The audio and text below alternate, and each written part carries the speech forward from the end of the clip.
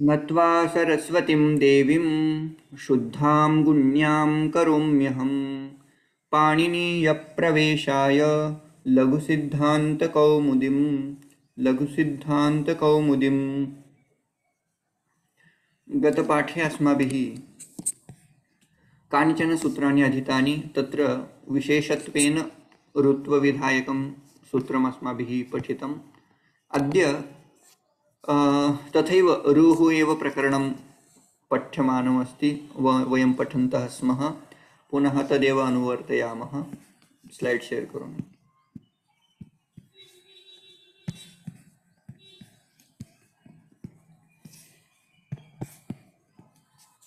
एकवारं किञ्चित् आवर्तनं कुर्मः। सूत्रम् अधीतं नश्छव्यप्रशानीति। तत्र सूत्रार्थः एवं अम्परे छवीनान्तस्य पदस्य रुः। यदि पदान्ते नकारः वर्तते तस्य पदान्तनकारस्य रु भवति इति अर्थः। उदाहरणमासीत् चक्रीन्, तस्य चक्रीर् इति अभूत्, ऋत्वा आदेशः अनेन भवति, चक्रीर् इति कृतं। ततः तस्य रकारस्य पूर्वं तत्र अनुनासिकः, अनुनासिक नाम अनुस्वारः इत्यादिकं सर्वं कृतं। चक्रिः विसर्गः, रकारस्य विसर्ग खर्वसानयोर्विसर्जनी इत्यनेन। ततः विसर्गस्य विसर्जनीयस्य सः इति सूत्रेण सकारः भवति। चक्रिंस्त्रायस्व, चक्रिंस्त्रायस्व इति रूपद्वयम् अस्माभिः पठितं। ततः तत्र प्रश्नः आसीत् दलकृत्यम् इत्यादिकं सर्वं दृष्टमेव। अग्रिमं सूत्रमासीत् विसर्जनीयस्य सः, तद्मया उक्तं गत उदाहरणे एव। चक्रिंस्त्रायस्व, खर्वसानयोर्विसर्जने इत्यनेन यदा रकारस्य विसर्गः भवति तस्य विसर्गस्य स्थाने विसर्जनीयस्य सः इति सूत्रेण सकारादेशः भवति इति। तेन एतादृक् रूपं भवति। चक्रिंस्त्रायस्व, बिडालांस्ताडयति, अथवा गतासु न गतासूंश्च तत्र प्रसिद्धं। गीतायां तु बहूनि उदाहरणानि अस्य उपलभ्यन्ते इति कृत्वा नश्छव्यप्रशानी इति सूत्रं स्मरणीयं। यत्र कुत्रापि नकारस्य विसर्गः अथवा तस्य पूर्वम् अनुनासिक अथवा अनुस्वारः दृश्यते, ततः सकारः दृश्यते, तत्र ज्ञातव्यं तत्र नश्छव्यप्रशानी इति सूत्रेण सर्वम् अभूत् इति। अधुना अग्रिमं सूत्रं वयं पश्यामः। नृन्पे इति सूत्रमस्ति। नृन्पे, तस्य अर्थः नृ नित्यस्य रुः वा। कदा? पे परे सति, नाम पकारे परे सति नृ इति नकारस्य, नृसम्बन्धी नकारस्य किं भवति? रुः भवति इति अर्थः। तथा नृन् इति शब्दविशेषः, नृनरौ नरः इति नृ ऋकारान्तशब्दः वर्तते, तस्य द्वितीया बहुवचनं भवति नृन् इति।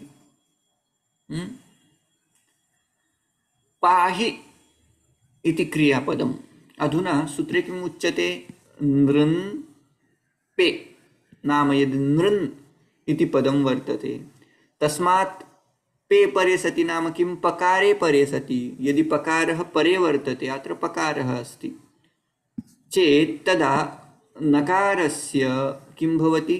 रकारः भवति इति अर्थः। तेन कथं रूपम् एवं स्मरणीयं? नकारस्य स्थाने करणीयं साक्षात्।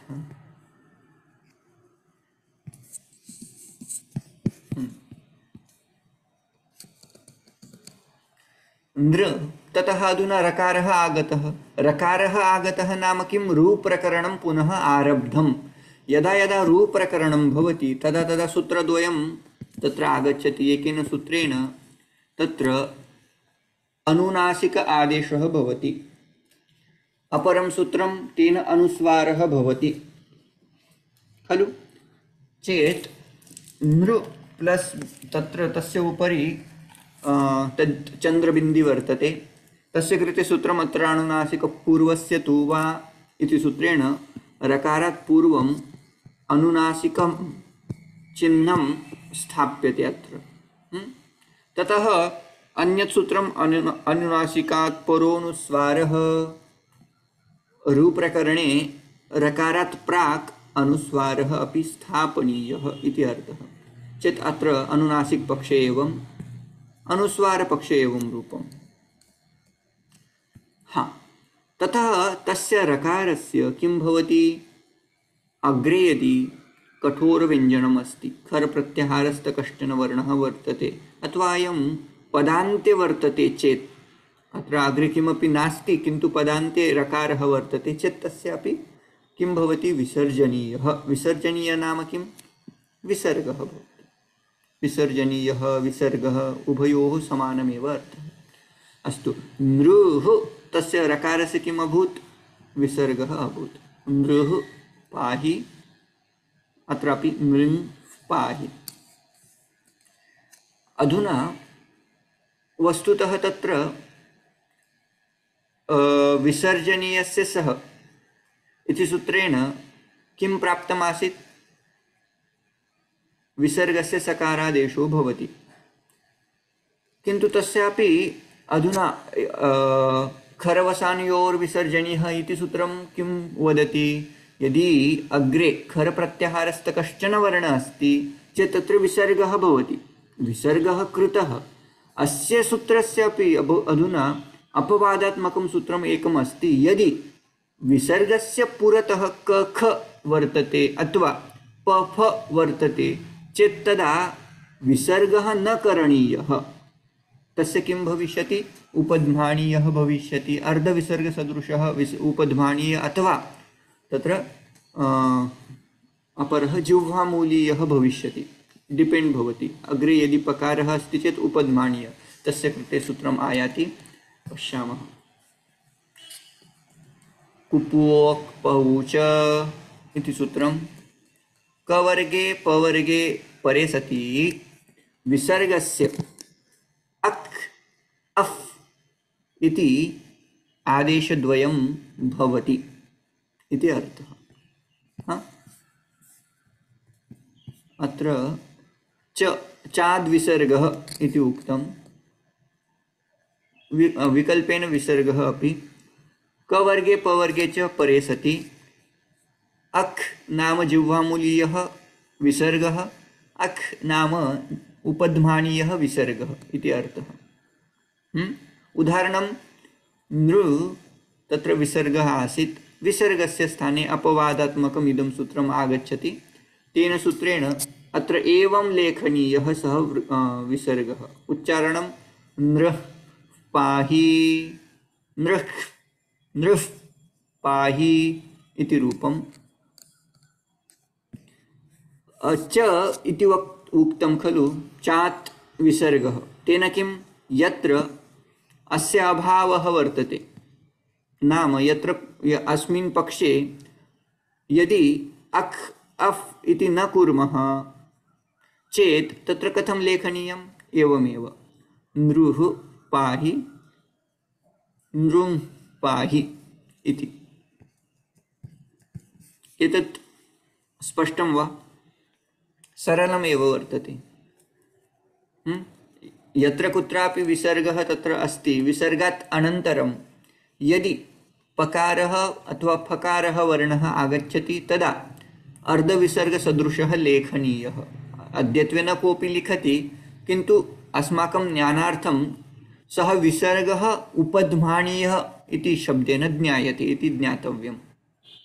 यदि विसर्गस्य पुरतः ककारः अथवा खकारः आगच्छति चेत् सः विसर्गः जिह्वामूलीयः विसर्गः भवति इति अर्थः। तत् स्मरणीयम्। तदेव अत्र उक्तम्। इदमपि विकल्पेन उच्यते इति कृत्वा भवन्तः साक्षात् विसर्गम् अपि लेखितुं पारयिष्यन्ति, उच्चारणमपि उभयता कर्तुम् अर्हन्ति। अग्रे सरामः। संज्ञासूत्रम् एकम् आगच्छति। सूत्रमस्ति तस्य परमाम्रेडितं, तस्य परम् आम्रेडितम्। आम्रेडित् इति काश्चन संज्ञा वर्तते। सूत्रम् एवम् अनुवर्तते, सर्वस्य द्वेः नाम इदं सूत्रं द्वित्वं विदधाति। द्वित्वस्य अधिकारे तस्य परमाम्रेडितम् इति सूत्रम् आयाति। तस्य नाम किं? द्विरुक्तस्य, यत्र कुत्रापि कश्चन शब्दः द्विधा उक्तः अस्ति, द्विवारम् उक्तः अस्ति चेत् तस्य द्विरुक्तस्य परम् आम्रेडितं स्यात्। यत्र यत्र द्वित्वं प्रकरणं भवति खलु, तत्र तत्र यः द्वितीयः भागः तस्य आम्रेडितम् इति संज्ञा भविष्यति। उदाहरणं किं? नमो नमः इति वदामः। नमो नमः, नमः नमः द्विधा उक्तम्। उपरि उपरि, उपरि उपरि, अधो अधः, अधो अधः इति प्रसिद्धः प्रयोगः, उपरि उपरि अधो अधः। तथा यत्र कुत्रापि द्वित्वं वर्तते तस्य यः द्वितीयः शब्दः खलु तस्य आम्रेडितम् इति संज्ञा भवति इति अर्थः। नमो नमः इति यदा उच्यते तत्र नमः नमः द्वितीयं यत् पदं तस्य आम्रेडितम् इति संज्ञा भवति। अवगतं? सरलं वर्तते। पुनः पुनः, अत्रापि यः द्वितीयः पुनः तस्य आम्रेडितम् इति नाम। नमो नमः, नमः द्वितीयः यः नमः तस्य आम्रेडितम् इति संज्ञा। काले काले, काले द्वितीयः यः काले तस्य आम्रेडितम्। मुहुर्मुहुः। हाँ हाँ, यदा चलति वा विसर्गस्य आवश्यकता अस्ति? कुत्र? यदा यदा न, तत्र विसर्गस्य आवश्यकता नास्ति। तत्र द्विधा यदि उक्तम् अस्ति चेत् द्वितीयस्य आम्रेडितसंज्ञा भवति इति अर्थः।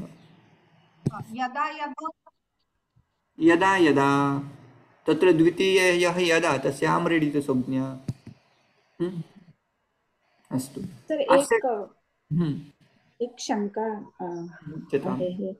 नमः नमः आहे ना, ते नमो नमः असं का लिहितो आपण, असं का म्हणतो? विसर्गसन्धौ यदि विसर्गात् प्राक् ह्रस्वकारः वर्तते, अग्रे मृदुव्यञ्जनः वर्तते चेत् तस्य विसर्गस्य उकारः भवति। सः उकार प्लस गत अकारेण सह मिलित्वा ओकार इति रूपं जायते। हसि च इत्यादिकं सूत्रं तत्र प्रवर्तते, पश्यामः। विसर्गसन्धौ स्पष्टं भविष्यति एव। अस्तु। अधुना आम्रेडित इति संज्ञा कृता, तस्य लाभः कः? किमर्थम् आम्रेडितसंज्ञा कृता? तस्य अधुना अत्र प्रयोजनं भविष्यति। कानाम्रेडिते इति अग्रिमं सूत्रं। कान् आम्रेडिते, मया उक्तमासीत् एकं वार्तिकं, सम्पुङ्कानां सो वक्तव्यः इति। सं पुं कान्, सम् इत्यस्य अस्माभिः उदाहरणं तु दृष्टमासीत्, संस्कर्ता इति। पुं सम्बन्धे अपि उदाहरणं दृष्टमासीत्, पुंस्कोकिलः। अधुना अवशिष्टं किं? कान्। कान् इत्यस्य उदाहरणम् अधुना अस्मिन् सूत्रे प्रदीयते। कान् नकारस्य रुः स्यात् कदा? आम्रेडिते परे सति इति अर्थः। यदि आम्रेडित संज्ञक कश्चन शब्द अग्रे वर्तते चेत् कान् सम्बन्धी यः नकारः, कान् इति द्वितीया किम् इति सर्वनाम्नः द्वितीया विभक्ति बहुवचनान्तरूपं पुल्लिङ्गे। कः कौके कं कौ कान्। तत्र यः नकारः, तस्य नकारस्य स्थाने आदेशरूपेण कः विधीयते? रु। तेन पश्यामः किं किं भवति अधुना। कान् कान् इति अस्ति, तत्र अयं यः कान् शब्दः तस्य का संज्ञा? आम्रेडित इति संज्ञा भवति। यदि आम्रेडिते परे सति कान् नकारस्य रु भवति इति अर्थः, रुः भवति। अस्तु, रकारः तत्र कृतः। कार कान्। अधुना यत्र कुत्रापि ऋत्वप्रकरणम् आगच्छति, ऋत्वं यत्र यत्र भवति तत्र तत्र किं करणीयं भवन्तः जानन्ति। एकस्मिन् पक्षे अत्र अनुनासिकपूर्वस्य तु वा इति सूत्रेण अनुनासिक आदेशः भवति। ततः अनुनासिकात् परोनुस्वारः इति सूत्रेण अनुस्वारः अपि भवति। अधुना अत्र अनुनासिकः, अत्र अनुस्वारः। ततः किं करणीयं? खरवसानयोर्विसर्जनीयः इति सूत्रेण खर प्रत्ययः यदि अग्रे वर्तते खरि परे सति किं भवति? तस्य रकारस्य विसर्गः भवति। अधुना विसर्गः कृतः, उभयतः विसर्गः। ततः अग्रिमा पङ्क्तिः भवन्तः वार्तिकं जानन्ति एव। इदं वार्तिकं किं करोति? सम्पुङ्कानां सो वक्तव्यः। यदि संबंधी उपसर्ग संबंधी किमपि कार्यं कर्तव्यमस्ति, पुं शब्द संबंधी यदि किमपि कार्यं कर्तव्यमस्ति, कान् इति शब्द संबंधी यदि किमपि कार्यं कर्तव्यमस्ति, तदा तस्य विसर्गस्य किं भवति? सः एव वक्तव्यः। तत्र विसर्ग इति रूपेण अथवा तत्र उपध्मानीय अथवा जिह्वामूलीयः न करणीयः।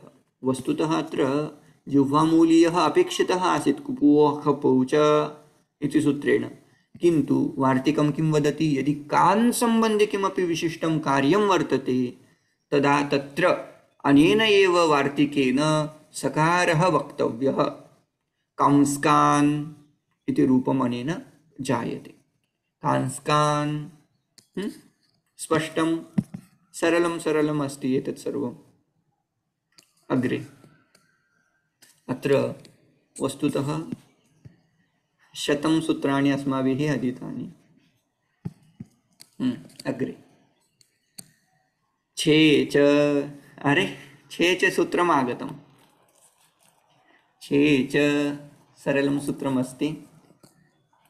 रस्वस्य पिति कृतितुक् इति एकं सूत्रं, तस्य अधिकारे संहितायाम् इत्यस्य च अधिकारे छे च इति सूत्रम् आयाति। रस्वस्य छे तुक् किम् उच्यते? अत्रापि भवन्तः पश्यन्तु, षष्ठी विभक्ति अपि प्रदत्ता, सप्तमी अपि प्रदत्ता, प्रथमा अपि प्रदत्ता चेत् अत्र आगमः कः? यः प्रथमा विभक्तौ स्थितः वर्तते, नाम तुक् आगमः भविष्यति। कुत्र भविष्यति? रस्वस्य स्थाने भविष्यति। रस्वस्य कृते विहितः वर्तते। कदा भविष्यति? छे परे सति। छे इति सप्तम्यन्तं पदं, यथा रामे तथा छे। अस्तु, सरलः अर्थः। उदाहरणं किं? शिव प्लस छाया। शिव प्लस छाया। अधुना अत्र शिव इति शब्दः, तस्य अन्ते अकारः वर्तते, रस्वः अकारः। रस्वस्य छे परे सति अग्रे छकारः अस्ति वा? छाया इत्यस्मिन् शब्दे शकारः अपि लब्धः। छे परे सति रस्वस्य कृते तुक् आगमः विधीयते। अधुना अयम् आगमः तुक् ककारस्य इत् संज्ञा भवति, नाम सः कीदृशः? तस्य अपरं नाम किं भविष्यति? अधुना यदि तस्य इत् संज्ञा अस्ति चेत्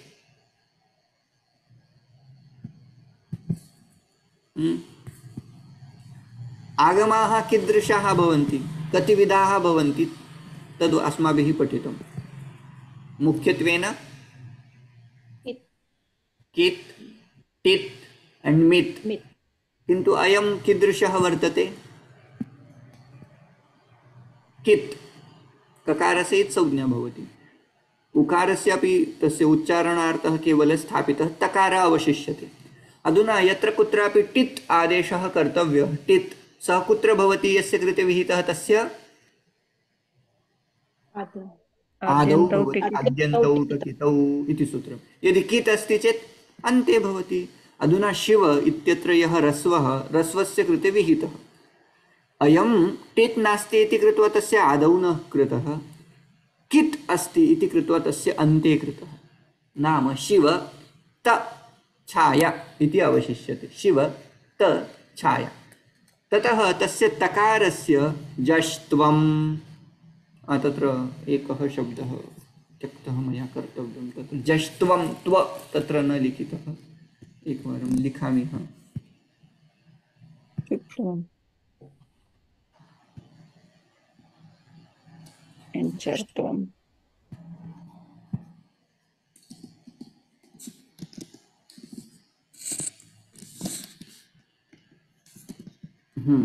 जष्ट्वं भवति चेत् ततः रूपं शिव द छाया इति अभूत्। जष्ट्वं केन भवति भवन्तः जानन्ति एव।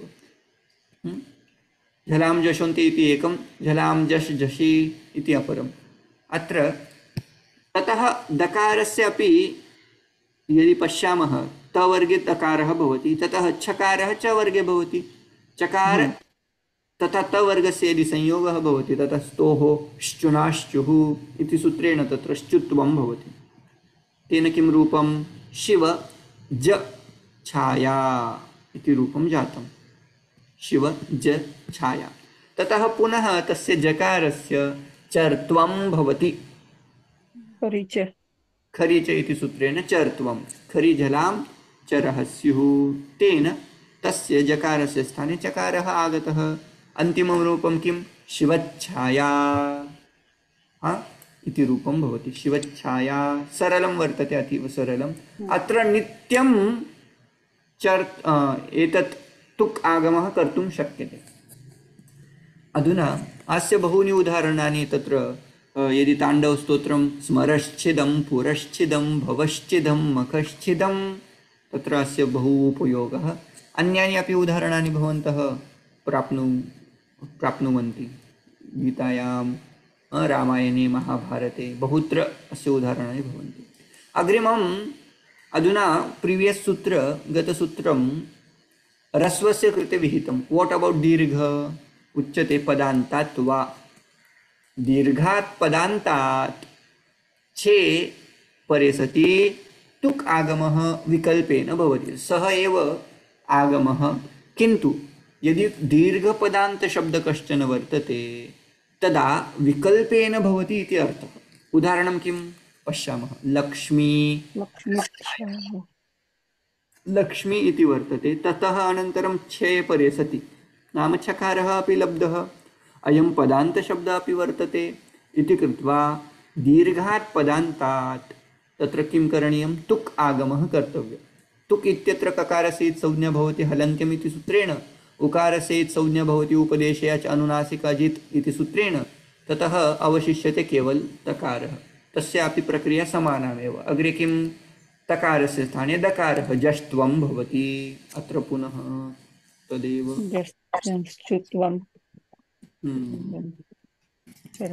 जष्ट्वं श्चुत्वं ततः चर्त्वं भवति। तेन अन्तिमं रूपं भवति लक्ष्मीच्छाया इति एकस्मिन् पक्षे। यत्र अभावः तुक् आगमस्य विकल्पेन उक्तम् इति कृत्वा एकस्मिन् पक्षे तुक् आगमः भविष्यति, अन्तिमं रूपं लक्ष्मीच्छाया इति। किन्तु यत्र तुक् आगमः न भवति तत्र साक्षात् लक्ष्मीछाया इति रूपमपि भवितुम् अर्हति। अस्तु, अत्र अस्माभिः हलसन्धिप्रकरणं समाप्तम्। अधुना यदि प्रश्नाः सन्ति चेत् अस्माकं सकाशे समयः तु अस्ति एव। वदन्तु, कुत्र कुत्र संशयः अथवा प्रष्टव्याः प्रश्नाः सन्ति चेत् पृच्छन्तु। So both are correct, Lakshmi Chaya and Lakshmi Chaya. Both are correct. Whenever there is a vikalpa, both will be correct only. अधुना लघुसिद्धान्तपुस्तकं प्रति गच्छामः। मूलम्।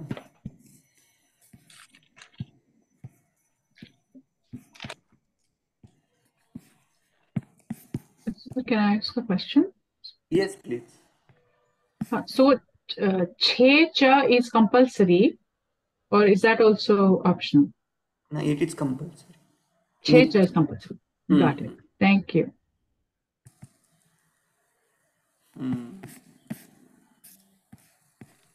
अच्छा, एतदधीतम् अस्माभिः। अत्र पुनः अत्र किमपि विशिष्टम् अस्ति चेत् पश्यामः।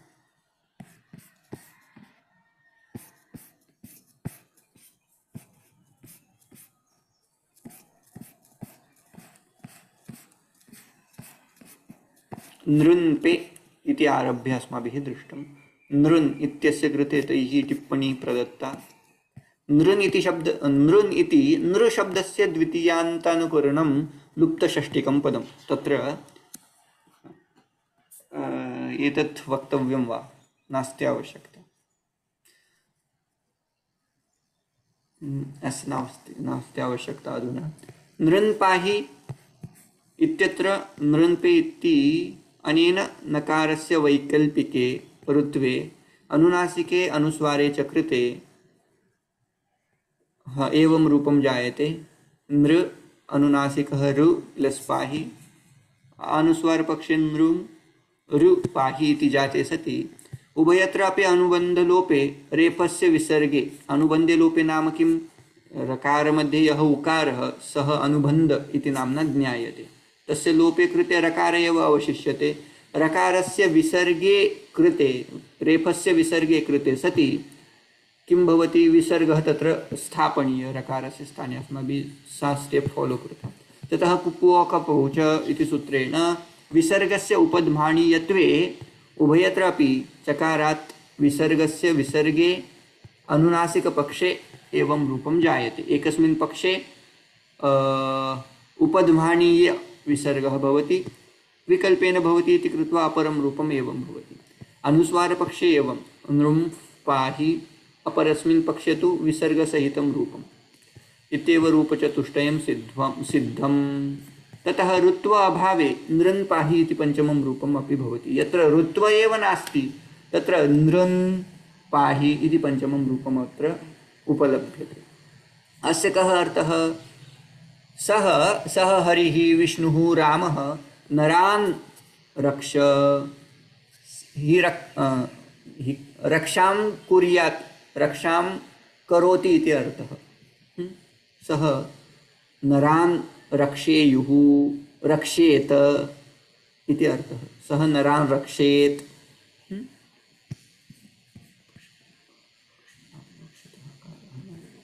ओके, अग्रे एतद् दृष्टम् अस्माभिः। तस्य परमां रेडितं कान् आम् रेडिति। अत्र तृतीया टिप्पणी किम्, कान् इति किं शब्दस्य द्वितीया बहुवचनान्तानुकरणं, तदेव द्वितीया विभक्त्यन्तरूपम्। अस्तु, छे च इत्यस्य टिप्पणी।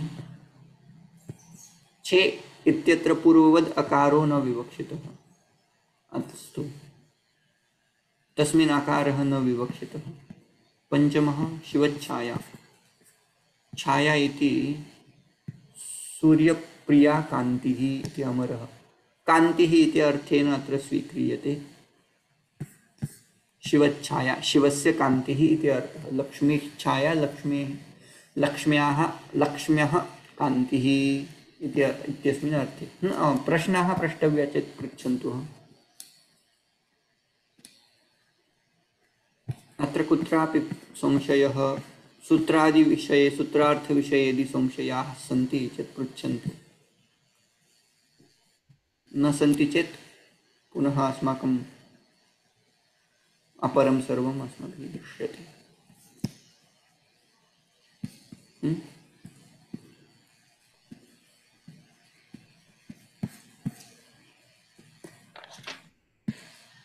न सन्ति चेत् एकवारं किञ्चित् अनुवर्तनं कृत्वा वयम् अग्रे सरामः। किं किम् अस्मिन् सन्धौ अस्माभिः पठितं तत् एकवारं वदामि। पश्यामः। जष्ट्वं चर्त्वम् इति अस्माभिः पठितं। ततः मुख्यं सूत्रमासीत् ष्टुत्वं, स्तोश्चुनाष्टुः, तस्य अपवादात्मकं शात् इति सूत्रं पठितं। ष्टुत्वं ष्टुनाष्टुः इति सूत्रं, तस्य अपवादात्मकं सूत्रद्वयमपि अधीतं। न पदान्ताट्टोरणां तोषि इति। ततः अनुनासिक आदेशविषये अस्माभिः पठितं।